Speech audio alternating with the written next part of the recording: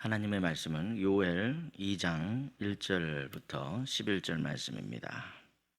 말씀을 우리 함께 읽겠습니다. 시온에서 나팔을 불며 나의 거룩한 산에서 경고의 소리를 질러 이 땅 주민들로 다 떨게 할지니 이는 여호와의 날이 이르게 됨이니라. 이제 임박하였으니 곧 어둡고 캄캄한 날이요 짙은 구름이 덮인 날이라. 새벽빛이 산 꼭대기에 덮인 것과 같으니 이는 많고 강한 백성이 이르렀음이라. 이와 같은 것이 옛날에도 없었고 이후에도 대대에 없으리로다.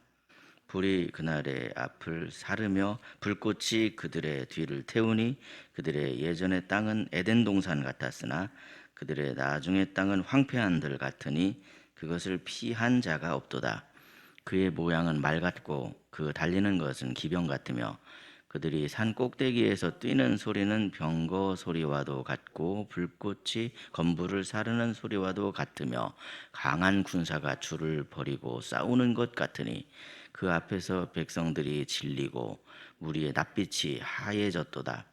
그들이 용사같이 달리며 무사같이 성을 기어오르며 각기 자기의 길로 나아가되 그 줄을 이탈하지 아니하며 피차에 부딪히지 아니하고 각기 자기의 길로 나아가며 무기를 돌파하고 나아가나 상하지 아니하며 성중에 뛰어 들어가며 성 위에 달리며 집에 기어오르며 도둑같이 창으로 들어가니 그 앞에서 땅이 진동하며 하늘이 떨며 해와 달이 캄캄하며 별들이 빛을 거두도다.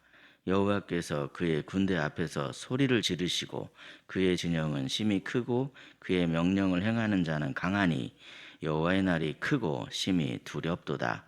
당할 자가 누구이랴. 아멘. 토요일 새벽에 요엘의 말씀으로 하루의 삶을 열어가시는 저와 여러분의 삶에 하나님께서 부어주시는 크신 은총이 가득하시기를 예수님의 이름으로 축복합니다. 우리는 하나님께서 나에게 가까이 오시는 것이 은혜이고 축복이라고 생각을 합니다. 맞는 말씀입니다. 준비된 사람에게는 은혜이고 축복입니다. 하지만 준비되지 않는 사람에게는 그날이 두려운 날이 될 수 있습니다. 그래서 오늘 하나님께서는 우리에게 말씀하십니다. 회개의 나팔 앞에 깨어 있으라. 회개의 나팔 앞에 깨어 있으라. 그렇게 말씀하십니다. 이 말씀을 통해서 우리가 붙들 세 가지 교훈을 함께 나누고자 합니다. 첫째로 하나님께서는 회개의 나팔을 통해서 영적인 무감각을 깨우라 그렇게 말씀하십니다. 그러니까 본문에서 나팔 소리는 영적으로 잠든 사람을 깨우기 위한 소리라는 것입니다. 이스라엘 백성은요, 오랫동안 하나님의 은혜 속에서 살아왔습니다. 그런데 이들이 이 시간이 흐르면서 그 은혜가 너무나도 익숙해져 버렸습니다. 익숙해지게 되면 어떻게 될까요, 여러분? 익숙해지게 되면 감사가 사라지게 되죠. 감사가 줄어들게 되면 하나님을 점점 잊어버리게 됩니다. 아무것도 아닌 것 같은데 이런 게 바로 이 영적인 무감각의 시작일 수 있다는 겁니다. 영적인 무감각은 그 어떤 죄보다도 위험할 가능성이 참 많죠. 왜냐하면 영적인 무감각이란 죄에 대해서 아무런 감각을 느끼지 못하는 것이기 때문에 그렇습니다. 죄를 짓는데도 감각이 없습니다. 그게 바로 이제 영적인 무감각이죠. 기도하지 않아도 괜찮습니다. 말씀을 멀리 해도 그 마음이 전혀 불편하지 않습니다. 예배가 그저 형식적인 것이 되는데도 불구하고 아무렇지도 않습니다. 이것이 바로 영적인 잠이요, 영적인 무감각입니다. 그런데 그래서 하나님께서는 나팔을 부십니다.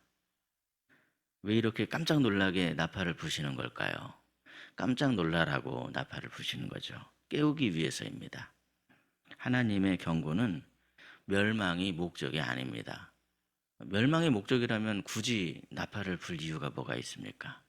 멸망의 목적이 아니기 때문에 깨우기 위해서 지금 말씀으로 나팔을 부시더라는 겁니다. 항상 회개와 회복이 목적이십니다. 하나님께서 아직 우리에게 말씀을 하고 계신다고 한다면 그것은 우리를 포기하지 않으셨다는 뜻입니다. 그래서 우리는 이렇게 기도해야 합니다. 주님, 말씀 앞에 제 영혼을 깨워 주옵소서. 그러므로 날마다 우리가 주님의 은혜를 생각하시면서 항상 깨어있는 복된 성도 여러분이 되시기를 예수님의 이름으로 축복합니다. 둘째로, 회개의 나팔이 울려 퍼질 때 믿음의 성도는 재앙 속에서도 하나님의 뜻을 보아야만 합니다. 본문에서 요엘을 통해서 말씀하시는 여호와의 날은 매우 두렵게 묘사되고 있습니다. 본문 2절을 보시면요, 그날은 어둠의 날입니다. 짙은 구름이 가득 껴서 한치 앞을 볼 수가 없습니다. 지금까지 한 번도 경험해 보지 못한 전무후무한 날이다, 그렇게 말씀을 하십니다. 마치 메뚜기 떼와 같은 군대가 몰려오는데, 메뚜기 떼가 보면 앞에서 이제 1장에서 묘사된 것처럼 계속해서 끊임없이 공격을 해서 아예 하나도 남지 않게, 돌 위에 돌 하나도 남지 않게 그렇게 일사불란하게 그냥 싹 덮쳐서 모든 것들을 다 엉망진창으로 만들지 않습니까? 강한 군대가 온 땅을 그렇게 덮어버리고 그 땅을 황폐하게 만들더라는 것이죠. 겉으로 보면 이것이 참 절망적인 상황인 것 같습니다. 그러나 하나님께서는 이 심판과 멸망을 즐거워하시는 분이 아니시죠. 우리 하나님께서는 항상 죄에서 돌이켜서 회복하는 것이 목적입니다.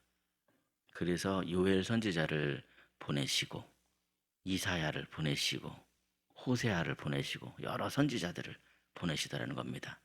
그래서 예레미야와 같은 선지자, 계속 끊임없이 하나님께서 선지자를 보내주시는 거 아니겠습니까? 그래서 성경을 보시면 결국 하나님의 심판 뒤에는 항상 회복의 소망을 말씀하십니다. 생각해 보십시오, 여러분. 들을 귀가 있는 자들이 듣는 겁니다. 항상 아버지가 자녀를 훈계하는 이유는요, 미워서 망하라고 그렇게 훈계하는 게 아닙니다. 자녀를 사랑해서 자녀가 복되도록 바로 세워주기 위해서 그렇게 훈계하는 것이죠. 요엘 시대의 재앙도 그와 마찬가지라는 겁니다. 이 재앙의 말씀이 기록되어 있는 것은 훈계입니다. 잘 되라는 목적으로 바로 세워주기 위해서 이렇게 말씀하시는 것이죠. 자기 멋대로 죄에 빠져버린 이스라엘 백성을 향해서 그 길은 파멸의 길이다 라고 하는 것을 가르쳐 주시면서 내게로 돌아오라, 돌아오라, 그렇게 말씀하시는 사랑의 하나님이십니다. 그러므로 믿음의 사람의 눈은 보이는 것만 보는 눈이 아닙니다, 여러분. 분위기에 휩쓸리는 것처럼 그냥 상황에 막 여기저기 끌려다니면서 휩쓸리는 그런 사람이 아닙니다. 상황 속에서 하나님께서 약속하신 말씀을 기억하는 사람입니다. 하나님께서 약속하셨습니다. 반드시 내가 너와 함께하리라. 너가 복이 될지라. 그렇게 말씀하셨습니다. 아무리 불빛이 없는 컴컴한 곳이라 할지라도, 아, 맞아, 나에게는 주님이 주신 빛이 있지, 그것을 기억하는 사람은 그걸 꺼내면 됩니다. 그러면 그 빛이 어둠을 환하게 비추게 됩니다. 혹시 여러분의 삶에 어떤 어둠이 깃들려고 합니까? 어떤 상황 속에서도 주님의 빛이 우리에게 있다, 주님의 약속이 우리에게 있다, 구원의 빛이 우리에게 있다, 은혜의 빛이 우리에게 있다, 이 사실을 우리는 기억해야만 합니다. 우리에게 주신 말씀을 가까이 하면서 말씀에 귀를 기울이시기 바랍니다. 때때로 우리 하나님께서는요, 문제를 통해서도 말씀하시는 그런 경우가 있습니다.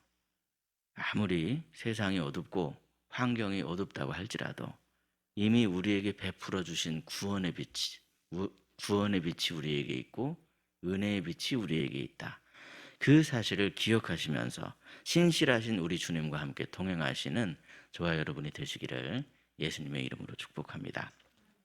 셋째로, 회개의 나팔은요, 개인을 넘어서 공동체에게 울려 퍼지는 나팔 소리다라고 하는 것을 우리가 기억해야 합니다. 이 요엘을 통해 말씀하시는 경고의 나팔은요, 시온 전체에 울려 퍼지는 나팔 소리였습니다. 1절 말씀에 지금 주님의 나팔이 개인에게만 딱 들려지는 그런 나팔이 아니라는 거예요. 그래서 시온에서 나팔을 불며, 이 표현에 담긴 세 번째 이 나팔의 의미는요, 주님의 부르심이 항상 이 공동체를 향하고 있다 하는 그런 의미가 담겨져 있습니다. 주님은 왜 이 땅에 교회를 허락하신 것일까요? 혼자서 결심하면요, 그 결심이 생각보다 오래가지 않습니다. 물론 우리가 다짐을 합니다. 깨어 기도해야지, 말씀 읽어야지, 주님을 가까이 해야지. 항상 이렇게 다짐을 하죠. 그런데 마음에는 원이로되 육신이 약하도다. 그러면서 참 시간이 지나면 이것이 조금씩 흐려지는 것을 보게 됩니다. 그래서 하나님께서는 우리에게 교회라고 하는 믿음의 공동체를 허락해 주셨습니다. 우리가 함께 모여서 하나님께 예배를 드립니다. 예배 때마다 우리가 한 목소리로 하나님의 말씀을 함께 읽습니다.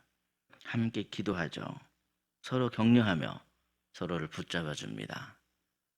여러분, 예수 그리스도를 구주로 믿는 그 사람들이 두세 사람이 내 이름으로 모인 곳에 나도 그들 중에 있느니라. 주님께서 그렇게 말씀하셨지 않겠습니까?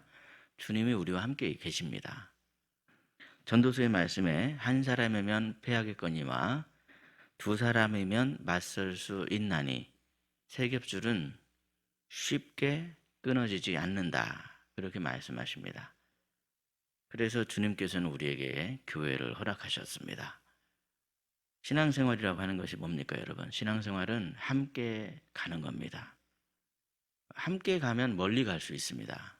좀 느리고 더딜 수 있습니다. 그런데 함께 가는 이유는 빨리 가려는 목적이 아니고요. 멀리 가야 되기 때문에 함께 가는 겁니다. 저는 요즘 이렇게 함께 가는 분들이 저와 함께 신앙생활을 한다고 하는 것이 생각해 보니까 너무나도 감사하더라고요. 정말 감사합니다. 이렇게 희락교회에서 함께 예배를 드리시는 분들이 계시고요. 또 예배당에 나와서 항상 기도의 자리를 지키시는 분이 계신다고 하는 것이 정말 감사합니다. 제가 표현을 못해서 그렇죠. 감사합니다. 또 가정에서도 같이 말씀을 읽고 같은 말씀을 또 들으며 함께 신앙생활을 하시는 분들이 계신다고 하는 것이 얼마나 감사한지 모릅니다.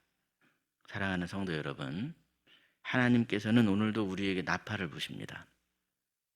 말씀을 통해서, 우리의 삶의 어떤 사건을 통해서, 우리의 마음의 어떤 찔림을 통해서 오늘도 하나님께서는 우리에게 나팔을 불고 계십니다. 물론 이 나팔 소리는 정죄의 소리가 아닙니다. 사랑의 부르심입니다. 깨어있는 성도는 상황보다 항상 하나님의 음성에 민감하게 반응합니다. 주님이 약속하신 말씀을 기억합니다. 나팔 부시는 이유는 뭐냐면 하나님의 말씀을 기억하라고. 그러므로 이 새벽에 우리가 이렇게 기도로 하나 되길 원합니다. 주님, 잠들어 있는 우리의 영혼을 깨워 주옵소서.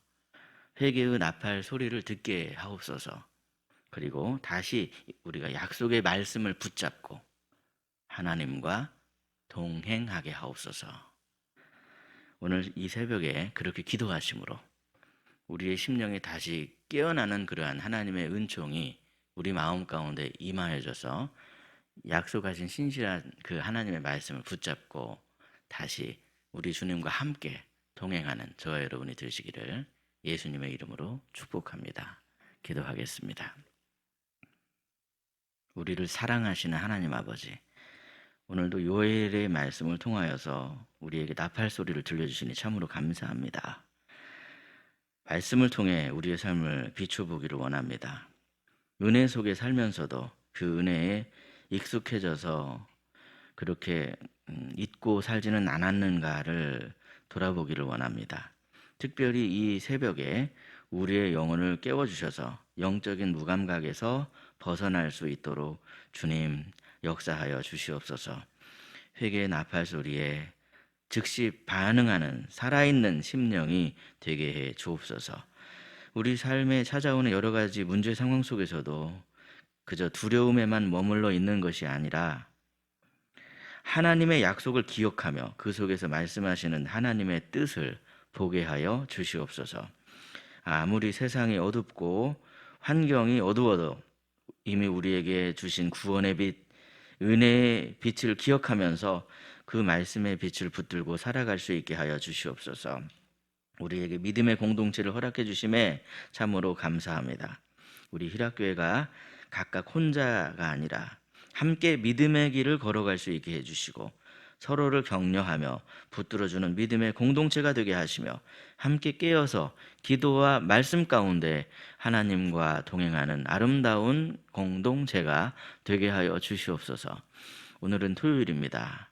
오늘 하루의 삶 속에서도 주님의 음성에 민감하게 반응해 주시고 내가 너와 항상 함께 하리라 말씀하시는 그 주님의 약속을 붙잡고 항상 깨어서 주님과 동행하는 복된 하루가 되게 하여 주시옵소서. 우리를 깨우시고 일어나라 함께 가자 그렇게 말씀하시는 우리 구주 예수 그리스도의 이름으로 기도드리옵나이다. 아멘. 각자 기도하시겠습니다.